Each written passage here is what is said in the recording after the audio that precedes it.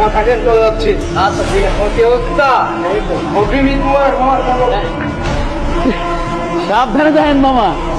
তোমার যেটা কোথায় এলে তুই বাড়িতে বসিস। হ্যাঁ, বাড়ি যাবো না আজকে? বাড়ি কিভাবে যাবো বলেন মামা? কেন? হোস্টেলে বন্ধ হয়ে যাইতেছে, আপনার রুমমেট তো যাইবো না।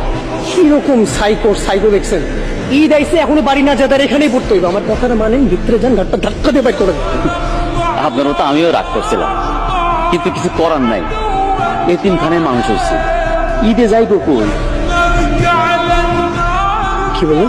হ, যাওয়ার জায়গা নাই। দেখি স্যার কি করে। সাবধানে যায় মামা।